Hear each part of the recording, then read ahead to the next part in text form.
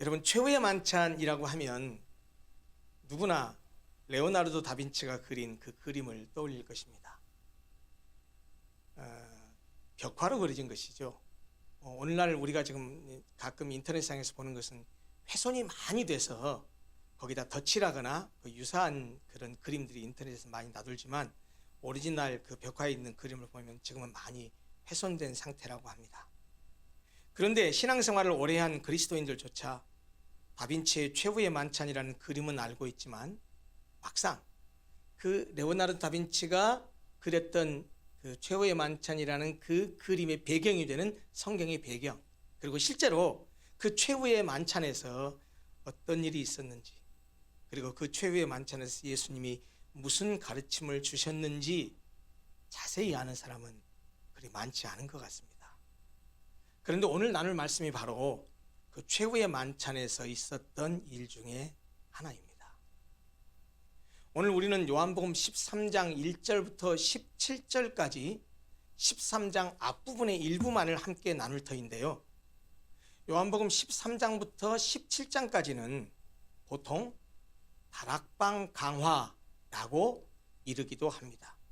왜냐하면 예수께서 인류 구속 사역을 완성하기 위해서 십자가에서 대속의 죽음을 죽으시기 전에 제자들과 가진 마지막 식사 자리인 마가의 다락방에서의 유월절 만찬 가운데 말씀하셨던 내용이라서 그 마가의 다락방에서 예수님이 하신 말씀이다. 그래서 그것을 다락방 강화, 다락방 설교, 다락방 가르침이라고 그렇게 부르기도 한다라는 말입니다. 본문은 유월절 전에라는 말로 시작하고 있지요. 그런데 이 말은 단순한 말이 아닙니다. 요한복음을 그동안 쭉 강의해 오면서 제가 몇 번 말씀드린 기억이 나는데, 어떤 중요한 사건을 서술하기 전에 그 시간과 장소를 먼저 밝히는 것은 요한복음을 기록한 요한의 습성에 따른 것입니다. 다시 말하면 요한이 오늘 본문에서 유월절 전에 라는 말로 맨 먼저 시간적 배경을 밝히고 있는데, 그렇게 시간적 배경을 먼저 밝힘으로써 이 이후에 기록될 내용은 매우 중요한 일이 벌어질 것이다 라는 것을 암시하는 그런 표현이라는 뜻입니다. 그런데 본문이 말하고 있는 유월절 전은 구체적으로 말하면 유월절 하루 전날입니다. 그러면 유월절이 무엇일까요? 유월절은 한자 말이죠. 유자는 지나가다 라는 뜻이고요, 월자는 넘어간다는 뜻입니다. 그러니까 지나가고 넘어간 절기라는 뜻인데, 아시다시피 영어로는 이 유월절을 pass over 이라는 단어를 씁니다. 위로 지나갔다 라는 뜻이죠. 하나님께서 모세를 통해서 애굽에서 430년 동안이나 종살이하던 그의 택한 백성 이스라엘을 구원하실 때에 애굽왕 바로가 이스라엘 백성들을 놓아주지 않습니다. 아시다시피 10가지의 재앙을 베풀잖아요.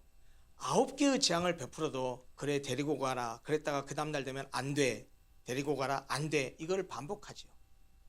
그러자 하나님께서 모세를 통해서 마지막 10번째 재앙을 내리셔서 애굽 땅에 있는 모든 처음 태어난 것을 죽이셨습니다. 짐승이든 사람이든. 그 초태생을 죽이시는 것은, 초태생은 대표자의 의미입니다. 하나님께서 그 땅을 완전히 심판하신다는 의미이죠. 그러나 하나님은 이스라엘 백성들에게는 다른 조치를 취해 주셨습니다.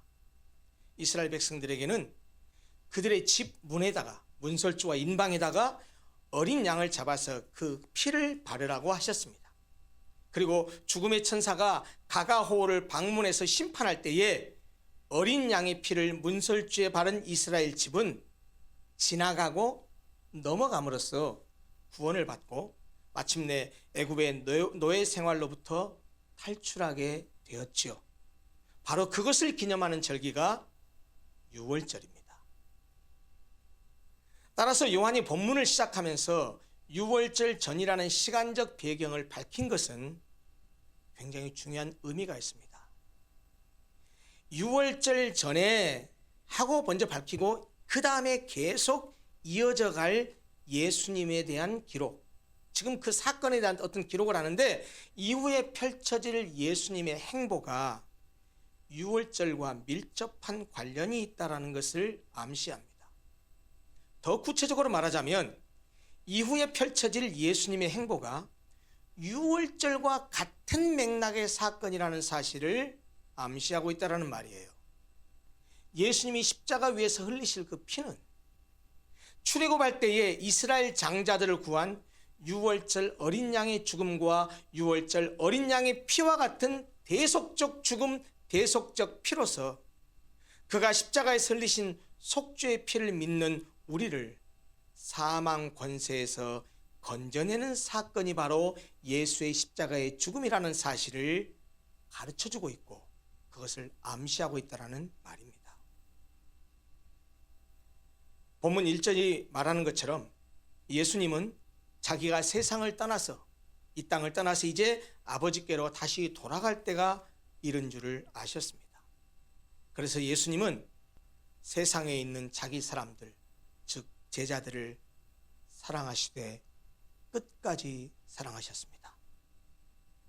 여기 끝까지 사랑한다라는 것은 한편으로는 시간적으로, 한편으로는 정도를 가리키는 표현입니다. 끝까지 사랑했다는 말이 무슨 말입니까? 죽을 때까지, 영원히, 충분히, 최대한 사랑했다는 말씀입니다. 제자들을 처음 부르실 때부터 그들을 사랑하셨던 예수님은 약 3년 반 동안 그들과 함께 동고동락하시면서 제자들의 약점, 그들의 허물, 그리고 그들의 실수에도 불구하고 죽는 그 순간까지 제자들을 향한 사랑을 남김없이 쏟아 부으셨다라는 말입니다.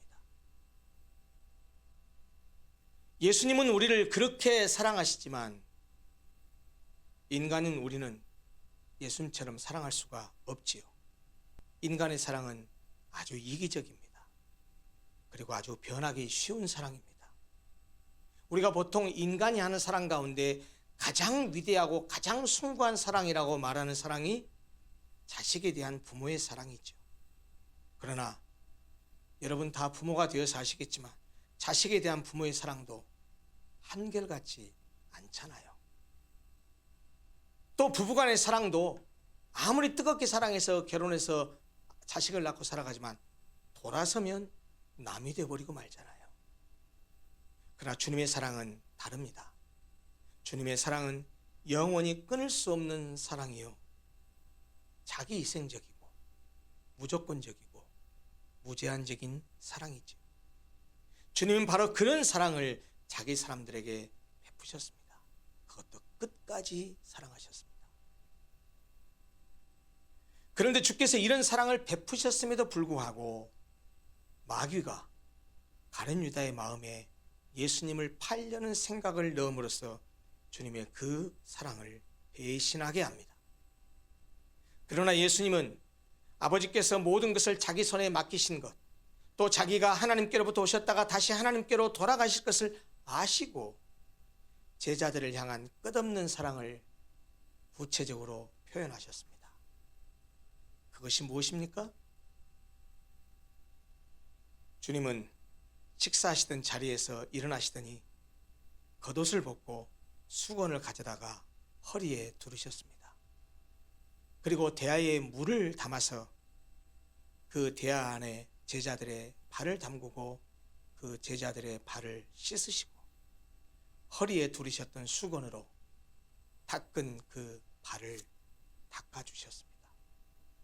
여러분 잘 아시겠지만 겉옷을 벗고 수건을 허리에 두르는 행위나 발을 씻는 행위는 누가 하는 행동입니까? 종이나 노예가 주인을 섬기기 위해서 하는 행동입니다.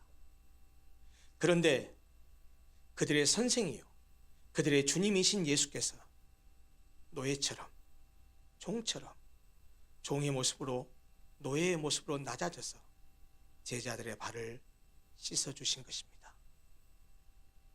여러분 잘 아시다시피 이 이스라엘 지방, 그 지역은 팔레스타인 지역입니다. 이 팔레스타인 지역은 사막 기후죠. 그래서 물이 매우 귀합니다. 건조한 기후 때문에 외출했다가 돌아오면 손과 발을 씻는 것이 그 사람들의 관습입니다. 건기에는 먼지 속에 파묻히니까, 우기에는 진흙투성이가 되니까 그들이 신었던 신발이 어떤 겁니까? 우리식으로 말하자면 샌들 같은 거잖아요. 그 샌들 같은 것을 신고 다녔던 당시 사람들은 집 안으로 들어가기 전에 반드시 발을 씻어야만 했습니다. 물론 발을 씻는 일은 대부분 그 집의 가장 낮은 위치에 있는 종이나 노예들이 했었지요. 그런데 말이죠, 이렇게 발을 씻어주는 것은 그들에게 일반적으로는 바깥에 외출했다가 돌아올 때 발을 씻어요. 근데 오늘 주님께서 제자들의 발을 씻어주셨는데 언제 씻어주셨나요? 이미 식사가 진행되는 도중에 발을 씻어주셨습니다. 이 말은 외출하고 돌아와서 발을 씻는 일반적인 경우의 발 씻음이 아니라는 거죠. 식사를 하는 도중에 발을 씻어주셨다는 말씀은 예수께서 제자들의 발을 씻어준 그 행위가 의도적이고 어떤 뜻하는 목적이 있었기 때문에 그 행동을 하셨다는 사실을 의미합니다. 사실 이 마지막 유월절 만찬에 관한 기록은 사복음서에 다 기록되어 있습니다. 그런데 마태, 마가, 누가복음 이 공관복음에는 요한복음의 기록과 좀 다릅니다. 우리가 지금 보고 있는 공관복음은 예수님께서 제자들의 발을 씻어준 사건을 자세히 묘사하고 있지만 마태, 마가, 누가복음에는 없습니다. 이 기록은 요한복음에만 기록되어 있습니다. 반면에 유월절 만찬에서의 일에 대해서 기록하고 있는 이 공관복음은 다른 것을 기록하고 있어요. 주로 어디에 초점이 맞춰져 있냐? 예수께서 성만찬 예식을 제정하신 것들에 대한 내용을 초점을 맞춰서 서술하고 있습니다. 그게 뭡니까? 여러분 잘 아시죠? 예수님께서 제자들에게 그 만찬에서 떡과 잔을 나누어 주시면서 그 떡과 잔이 너희를 위해서 찢는 내 살이요 내 몸이요 너희를 위해서 흘리는 내 피다 라고 말씀하시면서 너희들이 앞으로 모일 때마다 이 떡과 잔을 나누면서 나를 기념해라 라고 명령하셨습니다. 그것이 오늘날 우리가 행하는 성찬식입니다. 그런데 말이죠, 이 공관복음 가운데 누가복음 22장 24절을 보면 구속의 사건을 미리 말씀하고 계시는데 그 말씀을 하셨음에도 불구하고 제자들이 누가 더 크냐라고 제자들끼리 누가 더 크냐라는 문제로 서로 다투었다고 말합니다. 예수님은 지금 그 제자들을 위해서 내가 대속의 죽음을 죽는다라고 그렇게 말씀을 하시는데, 내가 이제 죽을 것이다라고 말씀하시는데 제자들은 서로 누가 크냐고 다투고 있으니 주님이 보시기에 얼마나 그들이 한심했겠습니까?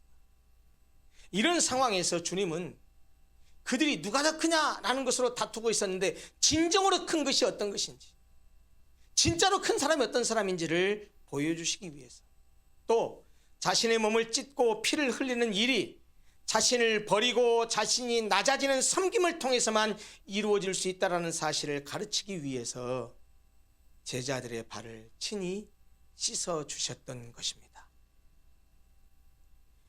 예수님은 제자들 한 사람 한 사람의 발을 차례로 씻어 주셨습니다.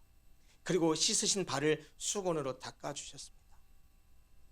아마 베드로 말고 베드로 전에 씻었던 다른 제자들은 갑작스런 예수님 행동에 당황해가지고 그냥 발을 내밀고 말았던 것으로 보입니다. 그런데 베드로 차례가 됐습니다. 베드로는 자신의 발을 씻으려 하시는 예수님을 완강하게 거부합니다. 예수님이 지금 발을 씻는 그 의미와 가치를 깨닫지 못했기 때문이에요. 그게 무슨 뜻인지 몰랐기 때문이에요. 그것을 통해서 예수님이 무엇을 가르치려고 했던 것인지를 몰랐기 때문이에요. 그래서 예수님이 완강히 거부하는 베드로에게 이렇게 말씀하십니다. 내가 너를 씻어주지 아니하면 네가 나와 상관이 없느니라. 우리글 성경에 상관으로 번역된 헬라어 단어는요, 메로스라는 단어인데, 이 단어는 우리 글 성경에 상관이라고 번역했지만 본래의 의미는 부분, 영어로 말하면 part, 그리고 목, 나눔, 영어로 말하면 share, 이런 뜻입니다. 하나님께서 주시기로 약속하신 유업을 의미하는 단어예요. 즉 상관이라고 하는 말은, 상관으로 번역된 이 말은 약속의 땅이나 하나님 나라의 분깃을 말합니다. 그러므로 예수님이 베드로에게 하신 말씀, 내가 너를 씻어주지 아니하면 네가 나와 상관이 없다라는 말씀은, 내가 네 발을 씻어주지 않으면, 예수님으로부터 베드로가 씻김을 받지 않으면 주님과 함께할 몫이 없다는 거예요. 다시 말하면 네가 씻기지 않으면 하나님 나라를 상속받지 못한다는 엄청난 의미입니다. 그러자 베드로가 태도가 돌변합니다. 이 베드로의 다혈질적인 성격이 그대로 드러납니다. 주여, 내 발뿐만 아니라 손과 머리도 씻어주십시오. 그는 누구보다도 예수님과 함께 한 몫을, 천국의 몫을 크게 차지하고 싶었습니다. 하나님 나라의 분깃을 좀 더 많이 소유하고 싶었다는 말이에요. 그러자 예수님께서 뭐라고 말씀하십니까? 이미 목욕한 자는 발밖에 씻을 필요가 없느니라. 온몸이 깨끗하니라. 결국 예수님은 목욕과 발 씻음이라는 표현을 통해서 그것의 영적인 의미를 가르치신 겁니다. 무슨 말입니까? 목욕한 자는 어린아이처럼 목욕시킴을 받은 자, 누군가 목욕을 해가지고 목욕시킴을 받은 자, 즉 물과 성령으로 거듭난 자를 말합니다. 그리고 발을 씻는다는 것은 이미 거듭난 사람이 일상생활을 하면서 짓는 허물과 죄를 회개해서 용서받는 것을 말합니다. 이미 목욕을 했다고 하더라도 외출하고 돌아오면 다시 발을 씻어야 하듯이, 이미 믿음으로 거듭난 성도들이라고 해도 죄로 오염된 이 세상 가운데서 살아가는 한 자신이 범한 죄를 회개하는 일을 계속해야 한다는 말입니다. 예수님은 제자들의 발을 모두 씻어주신 후에 옷을 입으시고 다시 앉아서 자신이 왜 그들의 발을 씻어주셨는지에 대해서 제자들에게 말씀하십니다. 내가 너희에게 행한 것을 너희가 아느냐? 너희가 나를 선생이라 또는 주라 하니 너희 말이 옳도다. 내가 그러하다. 내가 주와 또는 선생이 되어 너희 발을 씻었으니 너희도 서로 발을 씻어주는 것이 옳으니라. 내가 너희에게 행한 것 같이 너희도 행하게 하려 하여 내가 너희에게 직접 본을 보여줬다라고 말씀하셨습니다. 무슨 말입니까? 예수님께 하신 말씀은, 예수께서 제자들의 발을 씻어주신 것은 섬김이 무엇인지를 직접 보여주신 것이고, 너희들도 그렇게 섬기면서 살아라고 하고 본을 보이신 것이다라는 말씀입니다. 아까 말씀드렸다시피 누가복음의 기록에 따르면 주님과의 마지막 만찬 석상에서까지 서로 누가 큰지를 다투던 제자들 앞에서 발을 씻어주시는 주님의 모습은 그 어떠한 말보다도 효과적인 가르침이었을 것입니다. 그뿐만이 아닙니다. 예수님께서 발을 씻어주신 이 행동은 장차 주님의 교회를 세워가야 할 제자들이 서로에게 어떻게 행해야 할 것인지에 대해서 본을 보이신 것이라는 말이에요. 구약의 이스라엘 백성들이 성막과 성전을 건축할 때 자기 마음대로 만들지 않았어요. 하나님께서 보여주신 식양을 따라서 건축했어요. 마찬가지로 교회를 건설하는 사명을 받은 제자들 역시 교회를 세워가는 공동체 일원인 저와 여러분들에게 모두 다 역시 주님께서 보여주신 본을 따라서 그 일을 수행함으로써 교회를 세워가라 라고 하는 것을 보여주신 것입니다. 그 본이 무엇이었습니까? 주요 선생이신 주님께서 종과 같이 낮아져서 제자들의 발을 씻어주신 섬김과 봉사였습니다. 그래서 예수님은 16절과 17절에서 종과 상전, 그리고 보냄을 받는 자와 보내신 분을 비교해서 말씀하십니다. 주인이 종들을 겸손하게 섬겼다고 한다면 주인의 종들은 어떻게 해야 될까요? 보내신 분이 낮은 자세로 보냄받은 자를 섬겼다고 한다면 보냄받은 자들은 어떻게 해야 될까요?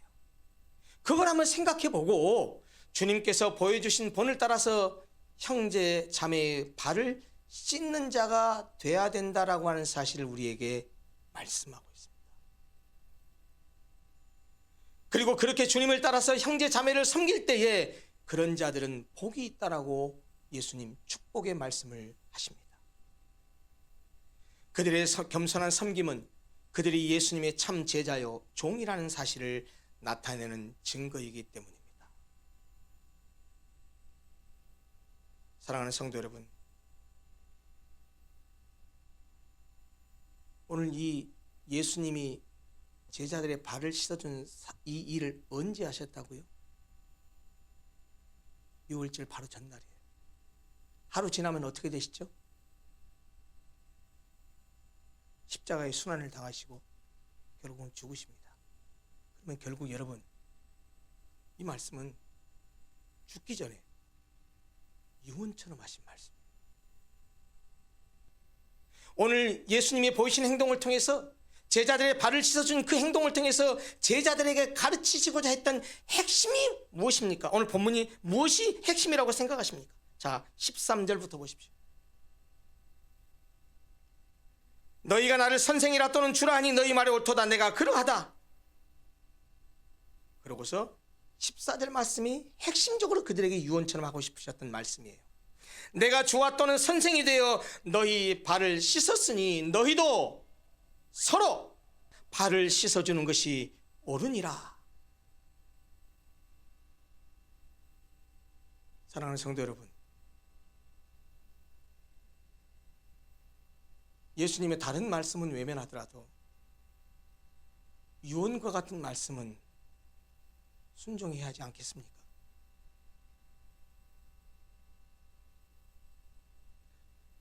서로 발을 씻어주라고 하십니다.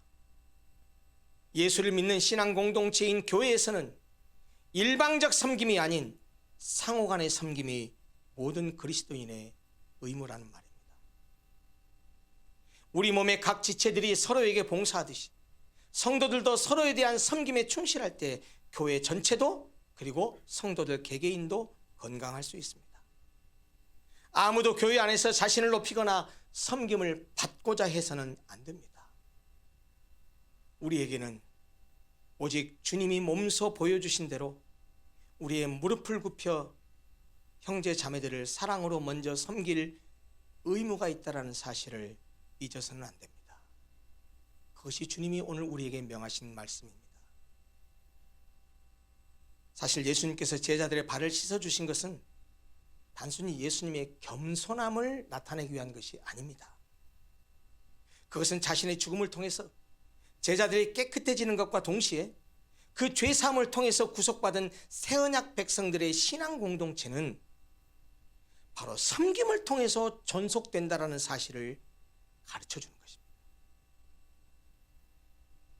다른 사람을 섬기지 않고서는 교회 공동체 안에서 함께 이 공동체를 섬기지 않고서는 하나님 나라는 신앙 공동체로서의 교회는 결코 세워질 수 없고 존재할 수도 없습니다. 오늘 담임 목사로서 여러분들에게 정중하게 도전하고 정중하게 부탁합니다. 제발 공적인 예배 좀 참석하세요. 교회 공동체는 목사 한 사람이 세우는 거 아닙니다. 같이 세우는 겁니다. 함께 세우는 겁니다. 공동의회를 통해서 안수 집사와 권사라는 중책을 맡은 섬김회를 선출하는 오늘, 우리에게 이 말씀을 주신 것이 저는 결코 우연이라고 생각하지 않습니다. 어떤 사람도 직분의 자격에 100% 부합하는 사람은 없을 겁니다. 직분은 완장이 아니거든요. 교인들의 봉사와 섬김의 요청서입니다. 따라서 직분이 주어지면 최선을 다해서 섬기고 봉사하는 것이 성도의 마땅한 자세입니다. 사랑하는 성도 여러분, 주님이 보여주신 섬김의 본을 같이 따라가십시다. 설교를 마무리하면서 예수님께서 직접 우리에게 주신 말씀을 읽어드리려고 합니다. 하나는 마태복음에 있는 말씀이고 하나는 오늘 본문 중에 있는 말씀입니다. 마태복음 23장 11절 12절입니다. 너희 중에 큰 자는 너희를 섬기는 자가 되어야 하리라. 누구든지 자기를 높이는 자는 낮아지고 누구든지 자기를 낮추는 자는 높아지리라. 오늘 예수님께서 제자들의 발을 씻기신 후에 직접 다시 옷을 입으시고 제자들에게 이렇게 말씀하셨습니다. 너희가 나를 선생이라 또는 주라 하니 너희 말이 옳도다. 내가 그러하다. 내가 주와 또는 선생이 되어 너희 발을 씻었으니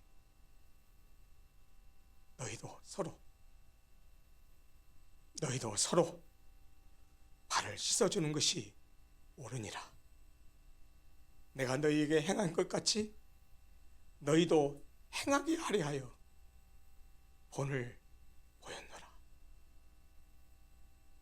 주님이 보이신 본을 함께 따라가는 귀한 성도들이 되시기를 간절히 소원합니다.